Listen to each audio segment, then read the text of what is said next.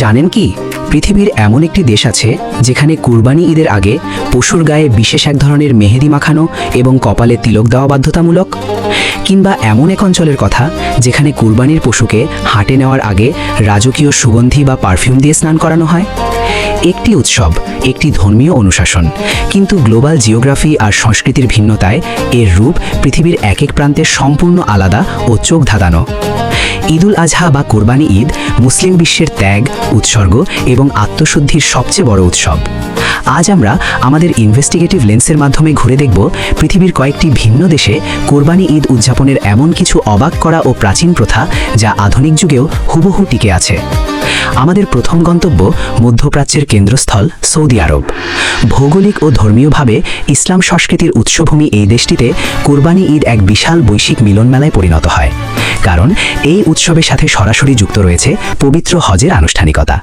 মক্কার মিনা প্রান্তরে যখন লাখ লাখ হাজি এবং স্থানীয় মানুষ সমবেত হন, তখন এক অভাবনীয় দৃশ্যের অবতারণা হয়। সৌদি আরবে কোরবানির মূল আকর্ষণ হল তাদের ঐতিহ্যবাহী রান্নার শৈলী। এখানে পশুর মাংস দিয়ে তৈরি করা হয় কাপসা এবং হামিস নামক বিশেষ ধরনের খাবার, যা দীর্ঘ সময় ধরে মাটির নিচের চুলায় ধিমে আঁচে রান্না করা হয়। আর আধুনিক শহর রিয়াদ বা জেদ্দায় ঈদের রাতে পুরো আকাশ ঢেকে যায় চোখ ধাঁধানো আতশবাজির আলোয়। কিন্তু আমাদের পরের গন্তব্যে কোরবানি ঈদের একটি সম্পূর্ণ ভিন্ন ও ঐতিহ্যবাহী রূপ দেখা যায়, যা মধ্য এশিয়ার ইতিহাসকে ধারণ করে আছে, টার্কি বা তুরস্ক। এখানে কোরবানি ঈদকে বলা হয় কুরবান বাইরামি। এই দেশে কোরবানি দেওয়ার পশুকে কেবল একটি সাধারণ পশু হিসেবে দেখা হয় না, বরং তাকে অত্যন্ত শ্রদ্ধার চোখে বিবেচনা করা হয়। কোরবানির আগের দিন প্রতিটি পরিবার তাদের পশুকে খুব সুন্দর করে গোসল করায়। এরপর পশুর কপালে বিশেষ তিলক দেওয়া হয় এবং তার পুরো শরীর ঐতিহ্যবাহী মেহেদি দিয়ে রাঙানো হয়। তুরস্কের মানুষের বিশ্বাস, যে পশুকে আল্লাহর নামে উৎসর্গ করা হচ্ছে তাকে সর্বোচ্চ সুন্দর রূপে উপস্থাপন করা উচিত।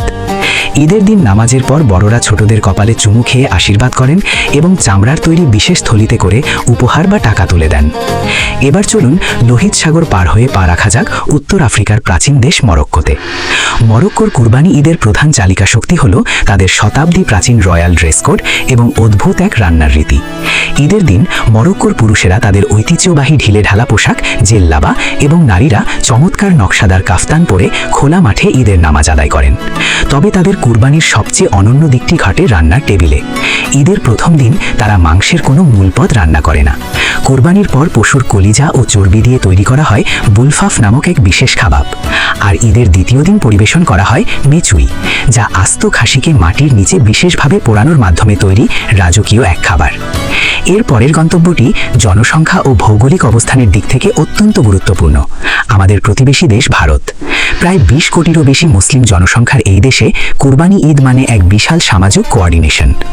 দিল্লির জামা মসজিদ বা লখনউয়ের আসিফি ইমামবাড়ার মতো ঐতিহাসিক স্থানগুলোতে যখন লাখ লাখ মানুষ একসাথে একই কাতারে দাঁড়িয়ে ঈদের নামাজ আদায় করেন, সেই দৃশ্য যে কোনো দর্শককে স্তব্ধ করে দিতে বাধ্য।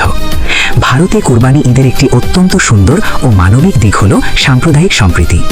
ঈদের দিন কুরবানি করা পশুর মাংসের একটি বড় অংশ মুসলিম পরিবারগুলো তাদের অমুসলিম প্রতিবেশী এবং বন্ধুদের ঘরে পৌঁছে দেয়।